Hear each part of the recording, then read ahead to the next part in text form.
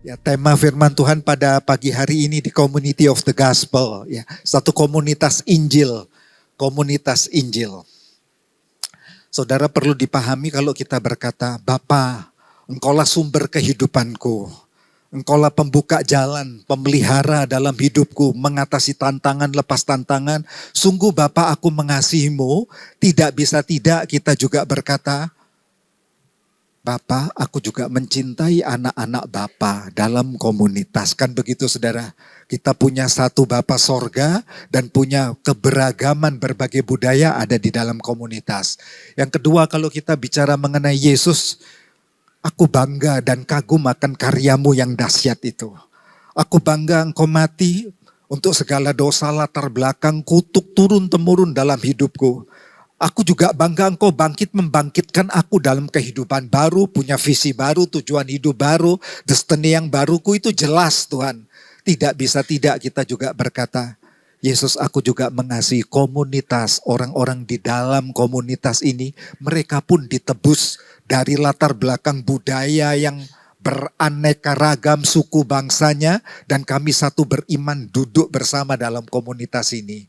Kalau saudara berkata juga Roh Kudus aku mengasihimu, tubuhku rumah Allah, Roh Allah diam di dalam aku. Engkau terus menyalurkan ekspresi-ekspresi ilahi, inspirasi-inspirasi ilahi. Saudara juga tidak bisa tidak berkata, Tuhan aku juga mengasihi bahwa tubuh Kristus komunitas ini berbagai latar belakang juga Roh Allah ada di dalam mereka satu lepas satu.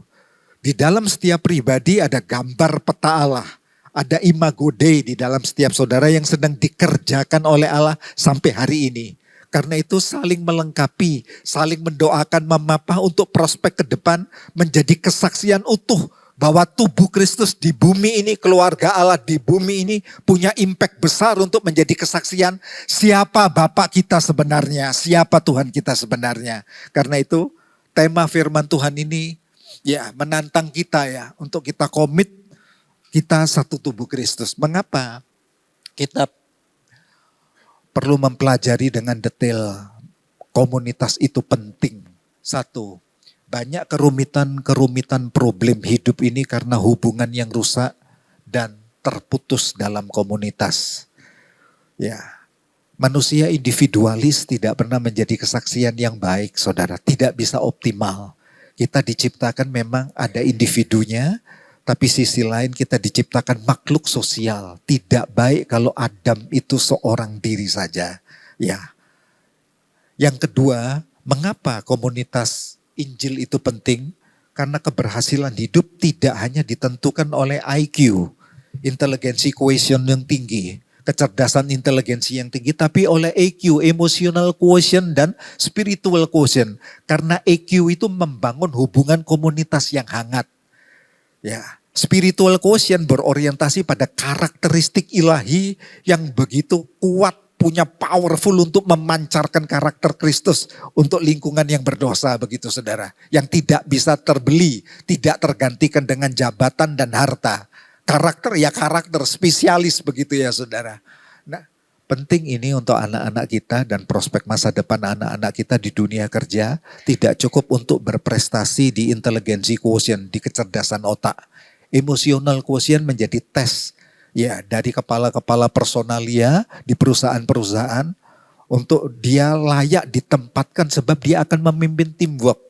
Bagaimana tidak cerdas di dalam emotional quotient, gampang meledak dan terbakar, lalu dia memimpin timnya. Karena itu emotional quotient menjadi salah satu persyaratan kunci untuk mendampingi inteligensi quotient. Terlebih spiritual quotient. Ya, sebab banyak hal tidak mampu diselesaikan dengan inteligensi, begitu ya saudara, dan emosi tanpa karakter ilahi di dalam kita. Sekali lagi tanpa karakter ilahi. Dunia kita kan tidak hanya dunia yang natural begitu aja saudara. Ada dunia mistiknya bukan? Ada dunia gaibnya. Bagaimana itu kalau mau diselesaikan secara inteligensi quotient? Kalau enggak spiritual kita di dalam kekuatan roh Allah, dan buah roh itu nyata di dalam kita dalam karakter Kristus. Itu yang mampu menangkal hal-hal mistik. Yang punya kekuatan, powerful begitu. Yang ketiga dalam komunitas ada telinga untuk mendengar. Bersyukurlah, hiduplah dengan komunitas dalam komsel Anda. Ada waktu untuk berbicara, saling terbuka, saling mendengar, saling menghargai, saling menerima, saling membangun, saling. Saling ini terkoneksi baik bukan? Ada mata untuk saling memperhatikan. Dan ada tangan untuk saling menolong dalam komunitas. Karena itu komunitas yang hangat, yang akrab, seperti family sendiri, itu jauh lebih hangat daripada saudara kandung yang jauh loh saudara. Komunitas yang ada di depan saudara, hari-hari saudara berkomsel itu bisa jauh lebih hangat. Rasa aman di sana, rasa diterima seperti keluarga. Sakit kita bisa share, berbagi hati, nyaman begitu. Daripada saudara yang begitu jauh. Nah, yang keempat penting dalam komunitas ada figur jemaat umum. Lapangkan hati, berbagai budaya, berbagai tipe orang, kepribadian ada di komunitas kita bukan? Karena itu gak perlu mengintimidasi dan keras begitu terhadap mereka. Ada prosesnya dan itu umum. Terima mereka sebagai hal yang umum. Tapi dalam komunitas perlahan-lahan akan dimuridkan bukan? Jadilah dia menjadi sahabat iman saudara. Di dalam komunitas juga. Jadi ada proses yang baru members, anggota begitu. Tapi ada yang kelasnya nanti sekelas disciple. Rela dimuridkan menjadi sahabat iman. Sampai akhirnya dia menjadi volunteer kerajaan Allah. Rekan sekerja mitra kerja Allah. Yuk kita ambil bagian yuk. Anda bertalenta loh. Ya, Anda cocok di multimedia. Anda di guru sekolah minggu. Anda kok cocok ya menjadi pembina teens ya. Gaul bahasamu itu akrab dan hangat untuk anak-anak teens. Anak-anak teens kan butuh rekan-rekan yang nyaman bukan? Yang bisa sharing cerita dengan bahasa gaulnya. Sampai nanti di dalam komunitas saudara juga ketemu figur bapak pemulih kehidupan. Itu bisa terjadi di dalam komunitas Anda, bisa 1, 2 figur bapak sampai 3. Tidak perlu kompetitor saudara atau kompetisi di dalam komunitas. Wah aku kan GKM-nya begitu. Kan kita mau merintis GKM yang baru bukan? Biarkan itu nanti dia akan natural dalam prosesnya. Jadilah dia GKM dimuridkan. Kita yang GKM memuridkan beberapa GKM berikutnya menjadi G-sektor. Membawai 3 GKM kan begitu. Nyamankan itu untuk regenerasi dengan hidup. Karena itu mengapa komunitas itu penting. Next kita lihat. Sebenarnya komunitas Injil itu merujuk secara tajam kepada keberadaan gereja. Kita semua ini yang hadir dalam ruangan ini. Komunitas Injil itu bangsa yang dipilih oleh Allah, ditebus. Yesus rela tinggalkan sorga mati buat kita dan angkat kita, bawa kita keluar dari kegelapan lumpur dosa, didudukkan sebagai anak-anak kerajaan Allah. Mahal bukan? Dimeteraikan dengan rohnya, ya toh, diubahkan, diberi visi dan destiny yang baru. Imamat rajani, para pelayan raja kasih raja yang agung itu. Yang mempersembahkan dirinya, mempersembahkan hidupnya. Menjadi pengantara doa. Mempersembahkan hidupnya untuk sesamanya, berbagi kehidupannya. Melayani raja kasih raja agung itu. Menjadi bangsa yang dikuduskan, dibenarkan. Itu esensi gereja. Umat kepunyaan Allah yang dipanggil keluar dari kegelapan dosa, begitu, kepada terang yang ajaib. Dipanggil keluar untuk bersekutu intim akrab dengan Kristus. Mengalami Kristus, mengalami Tuhan dalam hidupmu. Wow, aku merasakan kehadiran Tuhan loh hari-hariku. Dari bangun pagiku saat teduh, aku bisa merasa Tuhan dekat dengan aku. Saat aku melantunkan pujian kidung di mesbah pagi hari, ya aku bisa merasakan ini hari yang baru. Pelangi kasih Allah menyertai, malam bagi aku rasa gelap, tapi betapa indahnya. Karena ada pelangi kasih Tuhan yang tidak pernah tertidur menjagai aku. Terima kasih Tuhan. Saat pagi saudara senandung lagu kidung pujian rohani begitu, saudara bisa berkata, indah ya kehadiran aku. Aku mengalami sungguh Allah bisa dirasakan. Di spiritku bisa. Di tubuhku, di jiwaku dia ada. Aku bisa merasakan dia ada. Kalau Alkitab berkata tubuhmu rumah Allah dan roh Allah diam di dalam kamu, masa akan kita gak bisa merasakan Allah ada? Kan begitu saudara. Ya aku bisa merasakan di tubuhku Allah hadir di hidupku. Jadi bukan dunia mistik ini. Benar-benar bisa dirasakan roh Allah hidup di dalam diri Anda. Dipanggil untuk dimuridkan. Keluar lalu dimuridkan. Dipanggil untuk menjadi pelayan, dipanggil untuk menjadi saksi. Duta kerajaan Allah. Kalau saudara pelajari runtutnya dipanggil ini satu runtutan yang semakin meningkat. Klasifikasinya. Tuhan, aku pertama dipanggil sebagai members kan, anggota gereja, dilahirkan baru dalam komunitas, keluarga, kerajaan Allah. Wow, terima kasih, kita satu baptisan, satu Tuhan, satu iman, satu pengakuan iman, kan begitu ya. Jangan lupa, jangan berhenti di sini. Masuklah dalam panggilan yang lebih dalam, Rock Journey, disciple, dimuridkan. Kelas untuk disciple, pemuritan. Di sanalah ada pembentukan karakter, penyerahan hidup, mesbah doa yang dipersembahkan. Sampai akhirnya selangkah lebih lagi menjadi rekan sekerja Allah. Yuk ambil bagian, kita menjadi tiang-tiang penopang rumah Tuhan. Kan begitu saudara, sampai akhirnya punya impact komunitas ini menjadi duta. Begitu ya, menjadi saksi-saksi, hidupku menjadi suratan terbuka yang bisa dibaca setiap orang. Itu keindahannya hidup dalam komunitas. Jadi esensi komunitas itu di sini saudara. Esensi kerohanian, kedalaman spiritnya.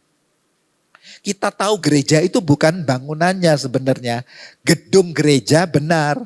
Ada semen begitu, batu, kayu, besi, baja, gedungnya. Tapi esensi gereja seperti yang diuraikan tadi. Gereja bukan institusi pusat kegiatan keagamaan. Itu kan jadwal ibadah, jadwal aktivitas.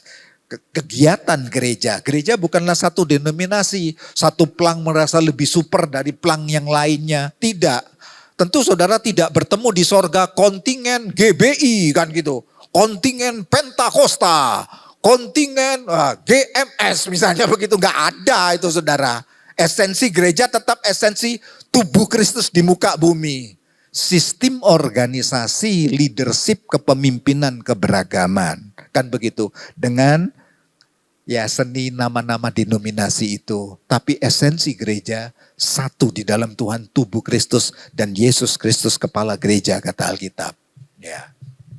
Kalau kita mempelajari tujuan komunitas Injil, tujuan komsel kita, membangun komunitas yang berakar. Jadi pastikan kita sehat membangun komunitas untuk makin kuat, berakar yang makin dalam. Tentu berbeda akar 1 tahun dengan akar yang 5 tahun. Akar 10 tahun di dalam Tuhan. Kekokohan saudara untuk menantang angin puting beliung. Kekristenan tidak boleh pasif dan stagnan. Kekristenan stagnan sama dengan kekristenan yang mati rohani. Tidak mengalami pertumbuhan, akan mengalami pembusukan akar. Tanamkan ini. Kekristenan yang tidak bertumbuh 1 tahun sama dengan kekristenan yang 5 tahun, sama dengan kekristenan yang 10 tahun. Ada sesuatu yang salah, pembusukan di akar-akar pohon iman kita. Ada kanker yang tidak jelas itu saudara. Mesti dipotong untuk transformasi. Ya. Jadi pastikan kekristenan yang 5 tahun, 10 tahun akan mengalami akar yang semakin dalam. Mengalami keintiman, kebahagiaan, pengenalan yang dalam. Semakin dalam kepribadian Allah. Membaca Alkitab surat cintanya Tuhan saudara semakin, wow tempo lalu kok berat sekali saya mengerti Alkitab. Malah jadi obat ngantuk. 10 menit pasti terjadi kemiringan sekian derajat. Aminnya besok pagi. Terus begitu. Jadi kalau sudah buka Alkitab itu sudah otomatis 10 banter 15 menit terjadi kemiringan fajar. Ya, pastikan itu saudara ya. Tapi kali ini loh Tuhan, kok ada pencerahan membaca itu wah, nyala dia. Membaca ada sesuatu desiran spirit ilahi yang mengalir. Wow, ini pencerahan ini. Ya, menikmati begitu. Bahasa hatinya Tuhan bisa dimengerti. Itu sebenarnya. Yang kedua pastikan saudara menumbuhkan komunitas yang dewasa. Jadi saudara bisa nyaman komsel yang 3 tahun, 5 tahun melihat anggotamu itu harus terjadi pertumbuhan yang signifikan. Wow, beda ya kesaksian yang 1 tahun lalu dengan yang hari ini kawan. Kesaksianmu lebih rapi, teratur. Bahasa imanmu itu jelas. Pengakuan deklarasi kemenanganmu itu jelas. Ya, tidak jatuh bangun ya hidupmu itu, keren kamu itu. Nah, itu yang ditunggu saudara. Harus mengalami yang demikian. Kedewasaan serupa Kristus, ya toh. Biar dalam hidupmu bersamaan menaruh pikiran perasaan terus bertumbuh serupa Kristus. Yang ketiga, dewasa dalam komunitas yang memberi impact. Habis dewasa di dalam, pastikan untuk punya impact pengaruh. Ya. Saudara bisa buat komunitas yang spirit dari dalam, lalu setelah bertumbuh kerohanian dengan matang, saudara buka di komunitas misalnya profesi saudara seorang dokter, saudara buka di komsel para medis. Profesi saudara seorang guru, buka komsel untuk para pendidik pengajar. Bisa itu, ya. Kami pernah mengisi yang seperti ini. Saudara kerja di perbankan. Pernah itu Bapak Pardosi SH, salah satu kepala bank di Ubud. Dia Pak bikin persekutuan Pak di tempat bank kami. Bikin kami persekutuan. Sampai pindah tempat bank pun ngundang, ayo kita bikin. Ya, berbagai budaya ada di sana, ya, berbagai keyakinan ada, tapi kita berbicara Tuhan yang telah membuka pintu kita untuk bertahan sampai hari ini. Ya, di dalam hal moneter, begitu keuangan. Ya, di PLN juga kami melayani terbuka saudara, sampai serah terima ya jabatan begitu ya, sertijab lalu dia mengalami promosi. Di proses kehakiman sudah. Hakim Bapak Purba SH, waktu dia diangkat sebagai kepala pengadilan negeri di Malang begitu, dari wilayah Bali, kerja terus operasional, dia malah minta spesial Pak, karena Bapak yang ngikuti kami dari awalnya, waktu nanti saya dilantik, tolong Bapak berangkat ke Malang. Kami berangkat ke Malang, ngelantik sumpah hakim. Ya, kenapa tidak begitu loh, bisa dilakukan loh saudara. Terus untuk menjadi kesaksian, dibutuhkan ini yang seperti ini. Kalau kita di dalam gereja terus tidak punya impact keluar, sementara kita kan merindukan ada pemerintahan Allah atas pemerintahan kami, kan begitu. Ada kekuatan kuasa Allah, campur tangan-tangan Tuhan yang ajaib atas ya iklim moneter ekonomi kami, kan merindukan seperti itu. Kenapa tidak begitu? Orang-orang ini membentuk persekutuan. Persekutuan di marketplace akan punya impact yang jauh lebih dahsyat. Lebih dahsyat. Karena itu jangan dalam gereja terus, begitu terjadi kuat akarnya di dalam, harus ya toh nomor satu toh, setelah kuat ke dalam datangkan impact keluar. Pernah buka di Bali Gereli juga persekutuan doa, di Mall Matahari pernah kita buka, duduk bersama di jam break siang, jam 12 sampai jam 1 atau jam 1 sampai jam 2, kita duduk di pojok sama-sama, terus lesehan kita bikin persekutuan. Bisa menjadi kesaksian loh saudara, ya. Yang keempat, memotivasi komunitas untuk membawa pesan Injil Shalom, damai sejahtera.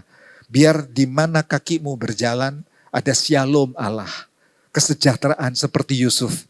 Yusuf disertai Tuhan dan dibuatnya dia berhasil. Shalom Allah menyertai. Paling bahagia itu disertai Tuhan. Tidak soal iklim tantangannya begitu, sengatan-sengatan lingkungan, tapi paling bahagia disertai Tuhan dan bisa mendatangkan impact. Saya cerita gini sedikit aja kesaksian, saya pernah dibesarkan di pelayanan di kampung Islam. Bukan untuk negatif ya, tapi kami bisa duduk bersama. Halal bihalal kampung saya ada di sana. Ha ilaha illallah Muhammad Rasulullah, saya ada duduk di tengah mereka. Ya, mengapa harus alergi? Itu di Semarang Selatan, di perumahan Banyumanik. Ya, saya 10 tahun pegang di wilayah itu. Kalau saudara pernah mendengar tahun 1900-an, 93, 94, 95 sampai 97, 98 itu, ada rumah pendeta di perumahan Banyumanik yang dipakai pengajian kaum umat muslim-muslimat. Itu rumah kami yang dipakai. Jalan Merbau, di Hook kiri. Wah, masuk itu, ha ilah ilah semua pengajian di dalam situ. Sudah, tidak ada yang privasi sudah. Dipakai itu rumah. Dan perlu diketahui waktu kami pindah tugas, itu keluarga Ustadz ikut ngangkat-ngangkat barang kami naik di truk saudara. Sampai hari ini gereja itu masih ada di Cemara Gang 2. Karena itu saya sebutkan dengan lugas karena bukan fiktif. Orangnya masih ada, bahkan gerejanya mekar, beli bangunan di tempat, di depannya dibangun tanah tingkat untuk perkantoran. Masih bisa.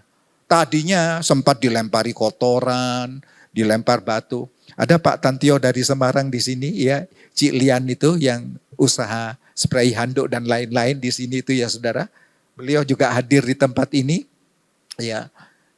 Itu sangat akrab begitu ya. Mereka juga buat persekutuan-persekutuan Putri Sion yang indah di Semarang. Tahu keberadaan kami, nyambangin kami juga di sana. Nyaman ya saudara. Jadi kita bisa mendatangkan impact itu bisa. Nah lanjut. Karakter Kristus yang menghidupi karakter community kita. Baru ideal. Bicara karakteristik Kristus itu kan kasih yang tanpa pamrih, yang pure, murni bukan? Ya, damai, kedamaian di hati, shalom, ya, kerendahan hati, humble. Sebenarnya ini kan nilai-nilainya rock ministry ini, value-nya ada di sini. Kesabaran, kesetiaan, kelembutan hati yang rela dibentuk, rela berproses, kemurahan hati yang rela berbagi, kesucian hati yang betul-betul murni tanpa ya di dalamnya indikasi-indikasi yang negatif begitu. Murni saja, tulus bersih hati. Nah karakter Kristus ini adalah dasar untuk kekuatan pertumbuhan komunitas kepribadian. Spiritual quotient, inteligensi quotient, emotional quotient, hard dan soft skill. Hard skill itu kan seni-seni teknis bukan. Soft skill ini yang sekarang lagi ngetren. Sebenarnya bukan barang baru. Soft skill itu tahu disiplin diri, ya toh, tahu integritas diri dengan benar, ID-nya, tahu membangun relasi hubungan dengan bijak, itu soft skill. Dan kecerdasan ini dibutuhkan untuk dunia kita berelasi, membangun teamwork di perusahaan manapun, ya, sangat dibutuhkan, ya. Sebab dengan hal itu, dengan karakter Kristus ini, kita ikut memotivasi kehidupan dengan jelas, mengambil keputusan bijak. Hidup ini kan serangkaian keputusan-keputusan yang tepat bukan? Salah mengambil keputusan, kita akan memikul sampai beberapa tahun kemudian. Tapi bijak mengambil keputusan, berkat perjanjian Allah juga beberapa tahun sampai kemudian. Bijak-bijaklah. Nah karakter ikut berperan di dalamnya. Salah mengambil keputusan dengan karakter yang negatif akan memikul dampaknya beberapa tahun ke depan. Apalagi kalau untuk anak-anak. Pastikan kita tidak salah mengambil. Sementara dia belum akil balik, dalam naungan kita parenting mesti jelas step-stepnya, fase-fasenya. Sampai kita melepas itu dengan shalom. Sekarang papa mama percaya. Saatnya akil balik, mandiri kawan. Kamu dewasa. Papa mentor kamu ya. Jalan, berangkat kamu. Ya, mau kuliah, mau ke pekerjaan. Tapi kita rasa nyaman. Allah beserta kamu. Ya, karakter Kristus yang menjadi dasar. Kedewasaan serupa Kristus sampai warisan keteladanan bagi generasi. Pastikan warisan yang terbaik buat anak kita. Warisan karakter akan terus dibawa sampai lepas peti mati. Warisan harta berhenti di peti mati. Warisan sertifikat apapun berhenti di peti mati yang jenisnya materi. Tapi warisan karakter ilahi itu dibawa lepas dari peti mati sampai ke sorga. Yang baik bagaimana Pak? Yang baik dua-dua saudara. Ya warisan karakter ilahi, tapi juga orang tua ikut menata warisan untuk modal bisnis anakmu kan begitu saudara. Yang baik. Ya tapi untuk anak-anak bijak-bijaklah, tidak perlu marah kalau seandainya orang tuamu mampu mewariskan ilmu saja. Itu pun dengan jerih lelah dan air mata pengorbanan lah, dengan berdarah-darah. Karena menyadari papa, mama atau bapak, ibu tidak berkuliah seperti kamu. Dengan kerja keras dan tangan kasar ini, kamu bisa kuliah, itu sudah kehormatan buat kami nak. Sudah ikhlaslah dengan senang hati. Saatnya saudara bersyukur untuk melanjutkan karya, kan begitu saudara ya. Kalau tidak ada warisan harta, ya. Sebab saya berkisah begini karena saya membiayai kuliah saya sendiri. Dari S1, S2 sampai S3. Bisa. Ayah saya menangis. Waktu SMA, ayah saya kolab bisnisnya kena inflasi rupiah tahun 80-an. Kamu hanya sampai SMA di Frateran Surabaya saya. Kamu hanya bisa sampai SMA Michael, selesai itu kamu merantau. Saya seperti blank pada waktu itu, waduh. Tamatan SMA hanya kerja jaga toko ini. Kan begitu saudara. Ya, ayah saya angkat tangan. Tapi Aku datang ke papi saya tidak marah, saya berkata, Pap, berkati saya dan restui saya untuk saya merantau. Iya, aku restui kamu, berangkat nak, berjuang. 3 adikku perempuan, aku bilang sama 3 adikku, bertahan kita hanya sampai setara SMA, SMK begitu, enggak apa-apa. Bersama Tuhan kita bisa lewati, buktinya jadi. Anak-anak kita, ponaan-ponaan kita di Universitas Ciputra cum laude, UGM cum laude, ya ponaan-ponaan kami, ya. Nyaman bukan? Bisa. Ya, nggak perlu kurang ajar sama orang tua ya saudara. Saya pesankan kepada anak-anak, tidak perlu kurang ajar kepada orang tua kalau orang tuamu tidak bisa kasih apa-apa. Ya, sampai saya kepikiran pada waktu saya wisuda untuk S2, kan saya sempat diuji oleh Dirjen Bimas Kristen Protestan, Ibu Odita Huta Barat itu saudara, yang menguji tesis saya. Ya. Dan bersyukur oleh anugerah saya dinyatakan cum laude begitu. Terima kasih kan begitu. Sampai saya punya pikiran gini. Aduh, saya bilang, Papi, andai kata Papi masih hidup, saya mau bawa orang tua saya untuk datang bersama saya wisuda dan Papi yang terima itu ijazahnya. Karena saya sayang sama Papi saya. Saya enggak marah. Saya juga sayang sama mami saya. Enggak perlu marah, saudara. Lewati aja. Bisa. Kok jadi melo gini saudara ya? Lanjut saudara. Bicara karakter, ya ternyata dari bahasa Yunaninya karasein, mirip ya karakter karasein yang mudah diingat. Memang kata Yunani itu kaya ya, Ibrani juga kaya. Ternyata artinya itu menoreh, mengukir, ya menggerus begitu-begitu dalam. Nah Tuhan itu aktif untuk menoreh karakter ilahi di dalam setiap pribadi. Gak perlu pembandingan. Masing-masing punya destiny dan punya torehan untuk disiapkan menuju sana. Torehan kepada Abraham tentu beda dengan Musa, Yusuf, Salomo, Rasul Paulus. Masing-masing beda. Torehan kepada Abraham untuk menjadi bapak orang percaya. Ujiannya 25 tahun. Loh. 2,5 bulan gak dijawab Tuhan aja muka kita sudah kayak mobil balap. Ya toh baru 2,5 bulan udah munyung semua kayak mobil balap. Ya, apalagi 2,5 tahun. Wis gak gereja-gerejaan Tuhan gak denger. Langit digembok sama Tuhan gitu. Sorga digembok gak ada jawaban. Ya, ini 25 tahun penantian.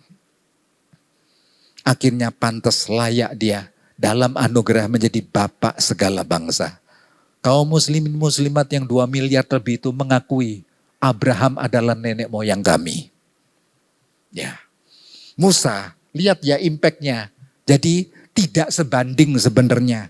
Penantian 25 tahun dibandingkan dengan bermiliar-miliar orang datang percaya karena berkat Abraham. Coba, nggak nalar bukan? Nggak masuk di kepala kawan. Jadi kalau menikmati proses, nikmati saja. Impactnya itu jauh lebih besar. Tahan kawan. Jangan mudah menyerah. Musa 40 tahun, anak putri Firaun Mesir. Tepuk tangan dan dia dinyatakan sebagai panglima Mesir yang berhasil. Dalam sejarah ditulis Musa salah seorang panglima Mesir yang pernah berperang meluaskan wilayah Mesir sampai Ethiopia. Orang-orang di Ethiopia, Afrika dikalahkan dengan pimpinannya Musa itu saudara. Nama Musa itu tercatat sebagai salah satu panglima yang berhasil dan jago berperang. Ya, tapi untuk meluluh lantakkan semua kebanggaan Mesir butuh 40 tahun yang sama sebelum dia menjadi pemimpin pelepas Israel dari tanah perbudakan Mesir yang sama dan menghadap Firaun. Saudara bisa bayangkan, butuh 40 tahun. Yusuf spesialis, ya dia anak individualis karena jubah berwarna-warni. Bapak Ibu sebaiknya tidak membedakan anak. Yusuf ini dibedakan oleh Yakub. Hanya satu jubah berwarna-warni yang elok diberikan kepada dia. Sementara dia punya 11 saudara yang lain. Akhirnya marah saudara-saudaranya menjual dia menjadi budak, ya. Butuh waktu 13 sampai 14 tahun menjadi budak sebelum ke Perdana Menteri di Mesir. Prosesnya panjang bukan? Ya. Salomo memang populer, raja bijaksana Salomo. Tapi indahnya, saudara tidak memperhatikan prosesnya Salomo. Waktu dia dilantik jadi raja, dia butuh waktu 7 tahun untuk mendirikan bait Allah Salomo. Butuh waktu 13 tahun berikutnya mendirikan istana kerajaannya. Jadi 40 tahun pemerintahnya diambil separuhnya itu untuk bait Allah dan mendirikan istana kerajaannya yang kemudian diwariskan. Tapi sayang Salomo terlalu banyak hal-hal yang perlu evaluasi di sini dan dia berkata di bawah kolong langit ini sia-sia belaka, sia-sia di tengah kemewahan dan glamornya Salomo. Dan sayang Salomo tidak mewariskan kerajaannya dengan benar. Setelah kematian Salomo terjadi carut marut keturunan Salomo, konflik dan kerajaan pecah. Menjadi catatan buat kita di tengah glamor dan kebanggaan kekayaan yang begitu limpah. Bijak-bijak dengan visi tujuan Allah di dalam hidup Anda. Sebab itu kalau tidak hati-hati akan memecah belah keturunan selanjutnya. Pandai-pandai ya saudara. Rasul Paulus indah dipakai Tuhan, dahsyat. 2/3 suratan di perjanjian baru, Roma 1-2 Korintus, Galatia, Efesus, Filipi, Kolose dan seterusnya. Ditulis oleh Rasul Paulus. Memang dia seorang ahli Taurat. Tapi prosesnya waktu dia dari melek matanya menganiaya orang Kristen perjalanan menuju di Damsik. Dia jatuh dari kuda melihat cahaya sinar yang begitu silau begitu buta 3 hari 3 malam. Habis itu diasingkan 3 tahun di tanah Arab. Sunyi tanpa suara. Itu Allah sedang menoreh dalam hidup kita. Ada orang-orang di sekelilingmu yang tidak tahu apa-apa bahwa Tuhan sedang menoreh dirimu. Nikmati prosesnya dan menangkan itu. Kalau tidak akan diproses, diputar di padang gurun. Sebelum dibidikkan oleh Tuhan kesasaran. Tak tangkap ya saudara. Oh begitu ya Pak, kenapa ya saya kok berproses kok lama sekali. Coba evaluasi. Karena gak menang. Diproses mentah, diproses lagi marah, mentah lagi. Diulang sama Tuhan. Dipecahkan lagi, diremukkan lagi, dilumat lagi. Begitu. Nah Allah mau seperti itu saudara. Ikuti aja. Sampai datang kelembutan hatimu. Nanti akan datang kepercayaan. Sudah. Rumusnya memang itu di Alkitab. Akan dibawa kepada kemenangan. Akhirnya Rasul Paulus menjadi Rasul kasih karunia. Kakak itu kasih karunia. Rasul kasih karunia bangsa-bangsa. Indah bukan? Kematiannya dramatis. Dipenggal kepalanya di jalan Ostia di Roma oleh Kekaisaran Nero. Tetapi hidupnya telah punya dampak yang luar biasa dari Asia sampai Eropa. Melintas benua dia. Jadi jangan pernah takut jenis kematian yang bagaimana. Tapi pikirkan impactnya yang jauh lebih besar melahirkan banyak gereja. Itulah Rasul Paulus. Kembali kepada karakter Kristus menjadi karakter untuk komunitas kita. Karakter itu menentukan siapa pribadi Anda sebenarnya. Tajamkan ini ya saudara, karakter itu menentukan siapa pribadi Anda sebenarnya. Jadi karakter yang di dalam batin Anda yang berproses, itu yang akan terpancar keluar. Saya tajamkan lagi, seindah-indahnya penari topeng. Dengan luas, dengan seni lekuknya dan topeng yang manisnya, itu tidak bisa menukar karakter Anda. Itu hanya polesan luar kawan. Itu hanya pencitraan pemain peran kawan. Satu kali waktu topeng ini pasti akan ditaruh bukan? Dan kita melihat siapa diri kita sebenarnya. Pastikan bahwa karakter Kristus yang bekerja melumat yang paling dalam di batinmu. Menangkan itu. Nanti akan pancarannya keluar. Pertama memang tidak elok. Kayak ulat kepompong kupu-kupu. Metamorfosis. Pertama kita kayak aduh Tuhan. Kayak muka gak berbentuk. Aduh muka kita mendung dan lain-lain diproses. Sudah nikmati dulu gak apa-apa. Memang masa puasa itu. Biar dilumat dulu. Sampai akhirnya datang inner beauty itu saudara. Ya toh. Daripada dipoles luar dalamnya. Ya toh. Makin didempul makin cantik, makin glow man, kan begitu glowing man ya. Tapi kalau dalamnya macan tetap macan saudara, enggak nyaman. Tengok nanti kalau satu titik marahnya datang itu, makin mengerikan. Mata makin naik begitu ya. Tak cocok ya. Ya, karakter memotivasi apa yang akan Anda lakukan, dia mendrive ya. Karena itu pastikan kejernihan karakter. Aku didrive oleh apa? Uangkah? Jabatankah? Popularitaskah? Atau kemurnian ketulusan hati? Pastikan di sana. Karakter menghasilkan keberhasilan, kegagalan. Karakter membuat keputusan yang tepat di tengah tekanan. Itu nyamannya kalau kita bersandar pada kekuatan karakter Kristus. Jadi pasti hidup ini kan serangkaian keputusan. Ada berbagai keputusan. Salah mengambil keputusan, impactnya kan panjang. Harus dipikul sampai bertahun-tahun, bukan? Nah, pastikan waktu kita diolah karakter kita taat, datang kematangan, kita waktu mengambil keputusan, tak itu yang nyaman itu saudara. Keputusan ini impactnya yang terbaik untuk masa depan. Nah, lanjut. Kualitas kepribadian Anda tidak lebih dari kualitas karakter Anda. Sekali lagi, benar ya, kualitas kepribadian Anda itu tidak lebih dari kualitas karakter Anda. Biarlah jadi Anda yang sejati, inilah saya dengan prosesnya. Lalu naik tingkat 2 tahun, berikutnya 3 tahun. Inilah kepribadian khas saya seperti ini, ya, dengan indah karakter Kristus, dengan spesifikasi talenta potensi karunia seperti ini begitu, dan pengembangannya per tahun-tahun saya ikuti seperti ini. Khas begitu saudara. Nyamankan di sana, tidak perlu menduplikat. Ya, lanjut. Nah, karakter komunitas Injil itu sini, saling menerima di komsel, berbagai latar belakang, terima, hargai, maksimalkan potensi yang sama, keahlian, ketaatan, ya, keteguhan hati dalam iman, sama-sama, saling ya membangunkan potensi yang terbaik. Akhirnya sharing di dalam komsel itu tidak menyembuhkan. Andai kata ia seorang dokter, dia sharing dari dunia medisnya. Dia seorang marketing, sharing dari marketingnya. Nyaman bukan? Dia seorang jurnalis, sharing jurnalisnya. Seorang desain, pengalamanku di dunia kerja ya kemarin minggu ini. Seperti ini. Saudara bisa kaya begitu. Wow, komunitas kita ini keren ya kawan ya. Ya, kita bisa tahu banyak lapisan-lapisan sosial di luar sana, tapi ada di komunitas kita, saling membekali. Ya. Nah, maksud saya di samping komunitas ini, manakala Tuhan mengangkat saudara lenting, buatlah komunitas yang berikutnya. Jadi komunitas untuk para desainer, komunitas para jurnalis yang mencintai Tuhan, komunitas para pengacara, hakim yang mencintai Tuhan. Itu keren saudara. Ditunggu loh yang poin-poin ini. Ya.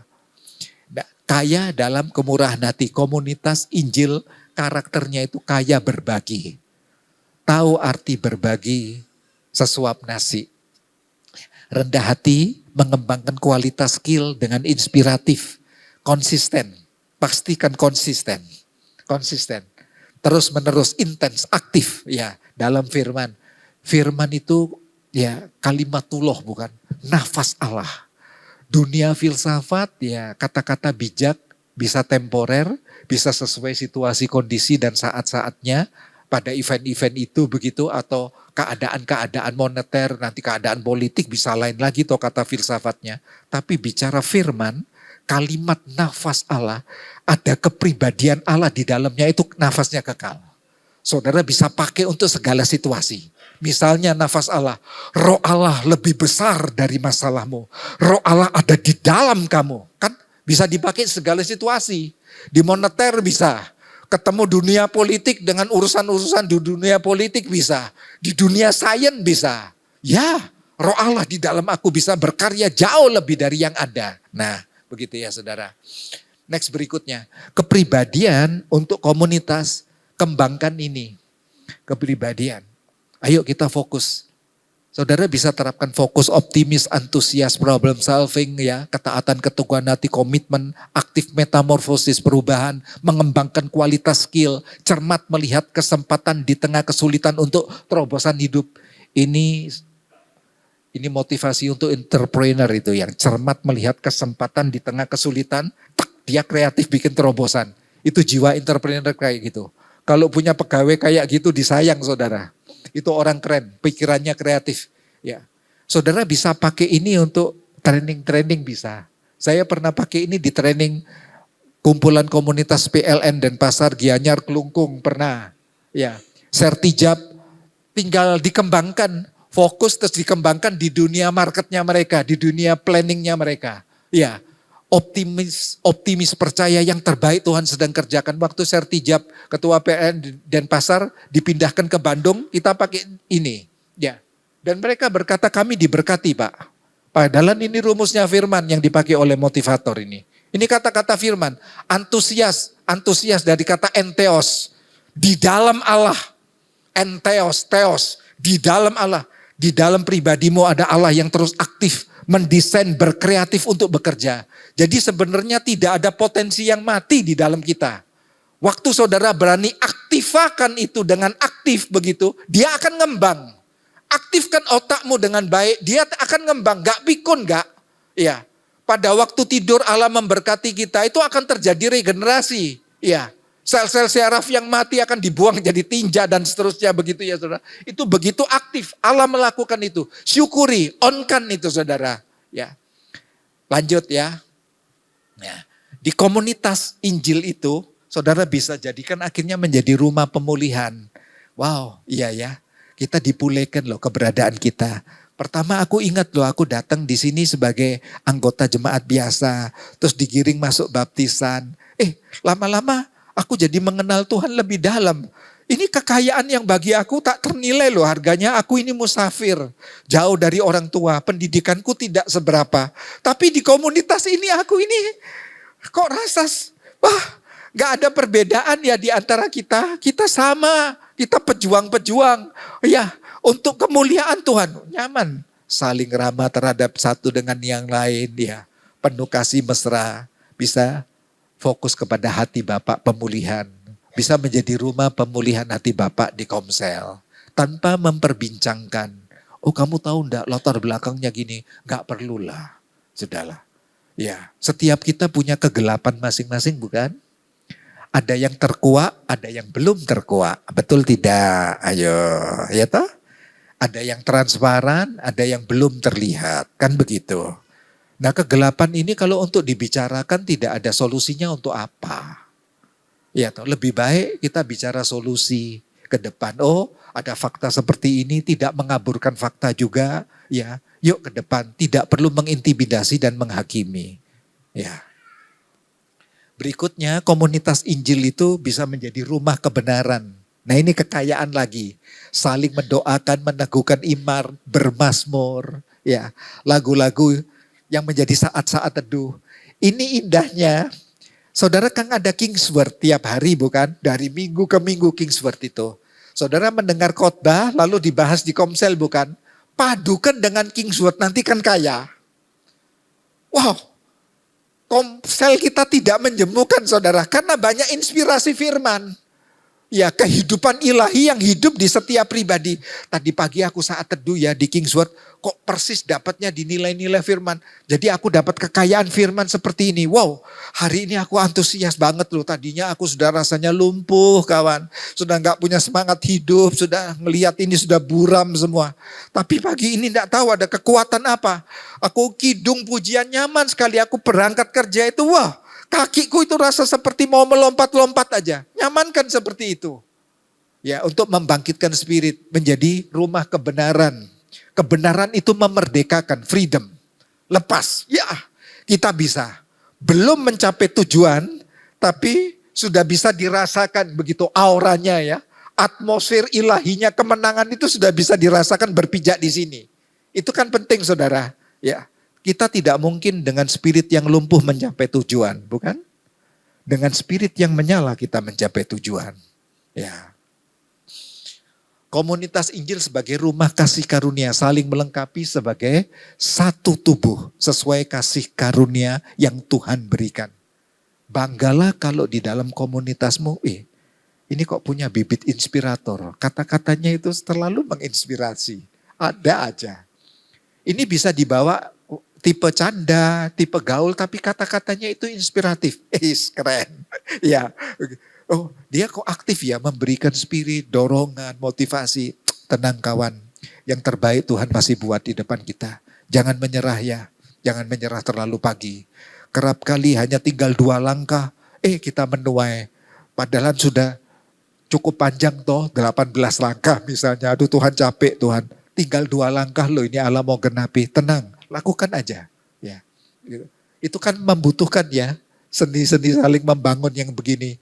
Lalu konselor, ada di antara kita ini yang spiritnya aktif, ya menghiburkan, sambang yang sakit, mendoakan.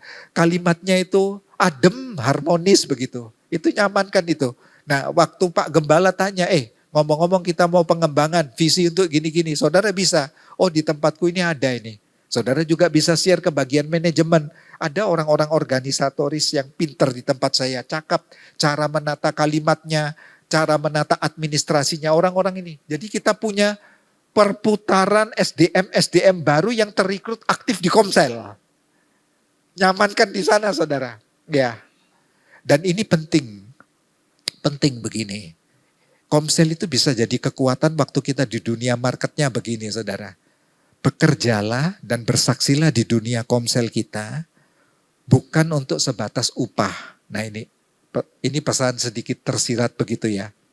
Artinya begini. Komsel ini bisa menjadi ruang ekspresi saudara mengutarakan isi hatimu, visimu, perencanaanmu. Boleh, ya toh dikemas begitu. Pekerjaanmu, gak perlu rasa malu. Lalu di sana bisa didoakan bersama, nyaman itu. Nah saya kerap kali berbicara kepada rekan-rekan yang memotivasi termasuk dunia para pendidik guru. Bekerjalah bukan untuk upahmu. Kalau upahmu UMR, lalu kamu berkata, aku punya skill yang lebih dari itu. Aku punya potensi, tapi aku dibayar hanya sebatas UMR. Kepala jadi kaki, kaki jadi kepala. Hanya segini. Wis banting setir, enggak usah. Ya wis aku lemas-lemas aja lah, kerja sesuai lah. UMR ya segitu aja lah. Saudara sedang melumpuhkan potensi terbaik di dalam hidupmu. Karunia dan talenta-talenta terbaik yang Tuhan berikan begitu. Untuk memanage-nya ke depan. Jadi caranya gimana? Tetap aja, on-kan, maksimalkan, begitu. Kalau perusahaanmu, taruhlah dalam tanda petik, itu mampu menggaji baru sampai UMR begitu. Kan Allah sumbernya, Allah bisa buka pintu-pintu yang lain. Sesuai dengan dirimu yang berani berbagi. Bisa. Benar, saudara. Salah satu contoh kan sering terjadi toh. Bos di antara bos pemimpin terus tahu-tahu dia sedang bertamu di perusahaannya, dia lihat. Wah keren ini SDM-mu ini orang integritas ini. Kan matanya tajam. Dia orang yang cakap untuk menata seni kepribadian, temperamen orang. Ya SDM bagian personalnya matanya tajam. Dia lihat gini sebentar. Terus dia bilang, kamu gaji berapa ini? Ya biasalah UMR gitu. Boleh saya rekrut orang ini? Loh kan keren saudara. Ada kesempatan yang Tuhan bisa sediakan. Pintu-pintu yang Tuhan bisa buka. Karena itu on kan. Ya, batasannya kemampuan potensiku tidak sebatas UMR-ku. Kan gitu. Jadi potensi ilahiku jauh melebihi itu, saya akan terus berkarya. Sampai saudara lihat, wow memang Allah membuka pintu-pintu. Ya, tajamkan di sana ya. Happy ending ya saudara. Tuhan bersama selalu. Mari kita masuk dalam perjamuan suci. Teguhkan hati ya.